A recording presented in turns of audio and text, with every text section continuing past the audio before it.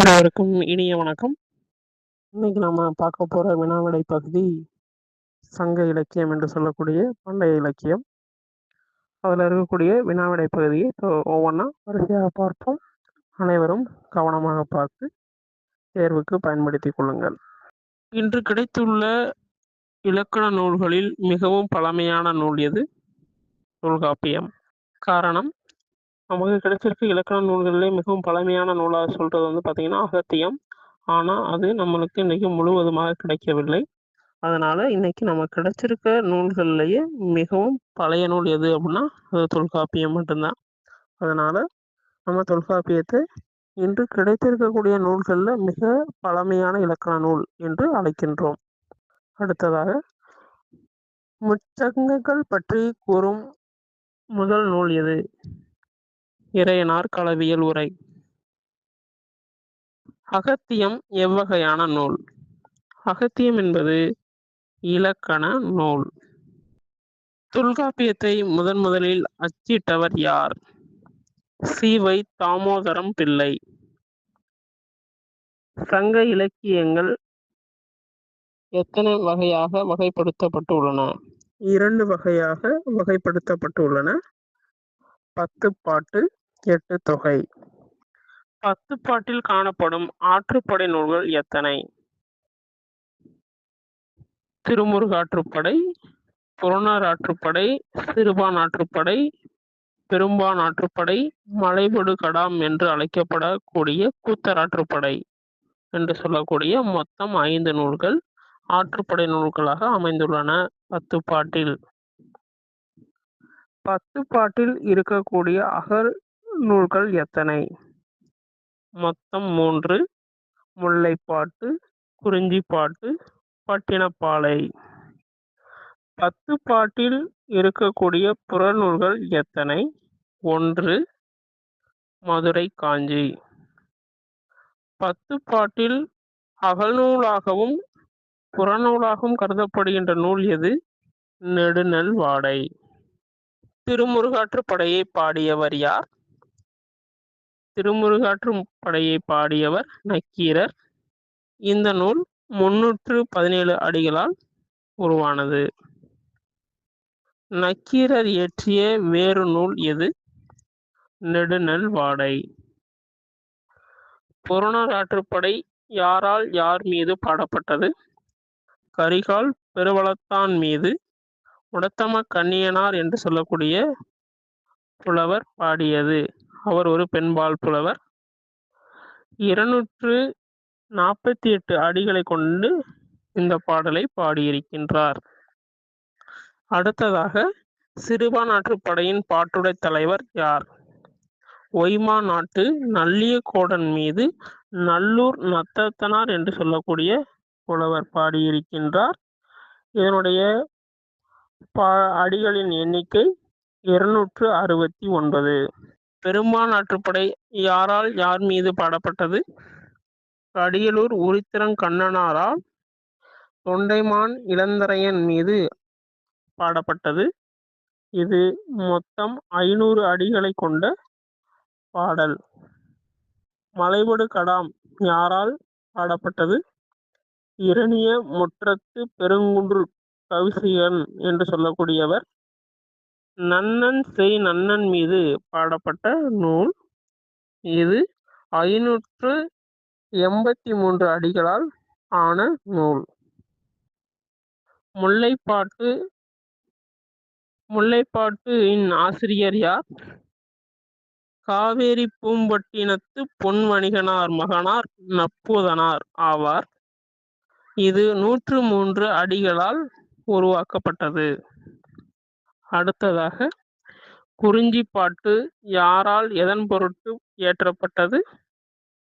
ஆரிய அரசன் பிரகதத்தனுக்கு தமிழ் களவு மணத்தை அறிவித்தல் பொருட்டு கபிலரால் இயற்றப்பட்டது. இது 261 அடிகளை உடையது. பட்டினப்பாலையின் பாட்டுடை தலைவர் யார்?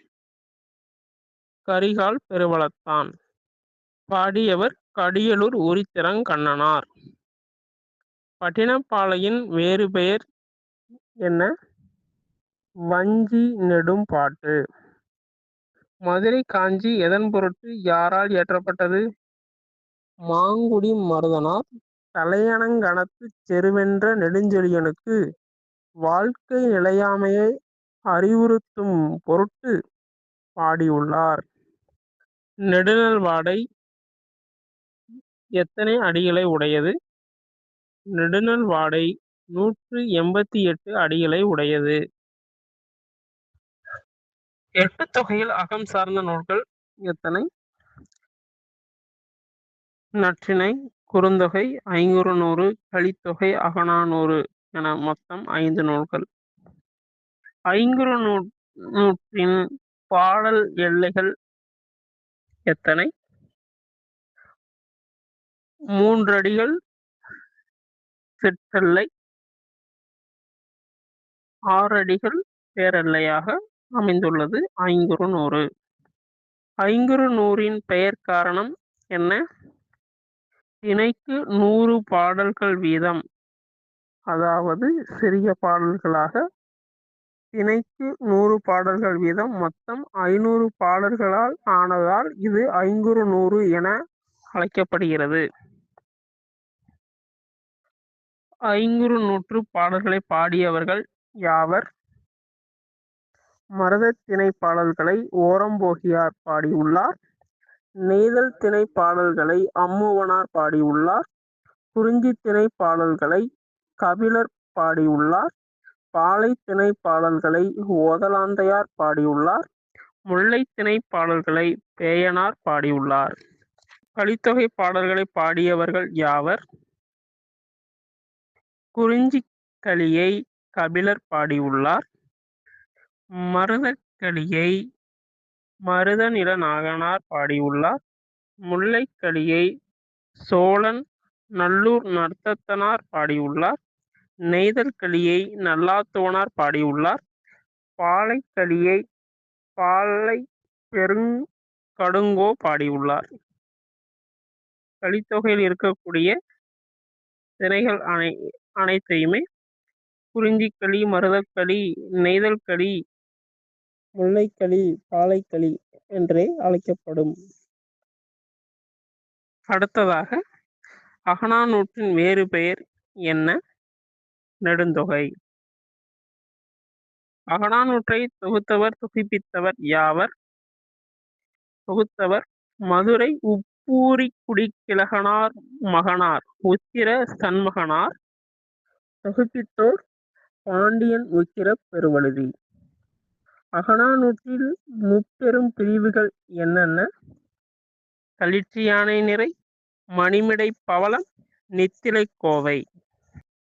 அகப்பாடல்களில் வரலாற்று செய்திகளை பாடியவர்கள் யாவர்? அகப்பாடல்களில் வரலாற்று செய்திகளை பாடியவர்களாக மாமூலர் மற்றும் பரணர் இருவர் உள்ளனர். அடுத்ததாக எட்டுத்தொகையில் இருக்கக்கூடிய புறநூல்கள் எத்தனை? 2 நூல்கள். ஒன்று புறநானூறு, மற்றொன்று பதிற்றுப்பத்து. பதிற்றுப்பத்து யார் மீது பாடப்பட்டது? பதிற்றுப்பத்து 10 சேர மன்னர்கள் மீது பாடப்பட்டது. இது மொத்தம் 10 புலவர்களால் பாடப்பட்டது. 10 மன்னர்களை 10 புலவர்கள் பாடியுள்ளனர். இந்த பதிற்றுப்பத்திற்கு மற்றொரு பெயரும் உண்டு. அது இரும்பு கடலை என அழைக்கப்படும் நூல் எது என்றால் அதுவும் பதிற்றுப்பத்துத்தான். அடுத்ததாக எட்டுத்தொகையில் அகமும் புறமும் சார்ந்த நூல் எது? பரிபாடல். நன்றி, வணக்கம். அடுத்த காணொளி பதிவில் சந்திப்போம். இந்த வினாக்கள் உங்களுக்கு மிகவும் பயனுள்ளதாக இருக்கும் என்று நம்புகின்றேன். மேலும் ஏதேனும் கருத்துக்கள் கூற விரும்பினால் நீங்கள் தாராளமாக கமெண்ட் பாக்ஸில் பதிவு செய்யவும். நன்றி, வணக்கம்.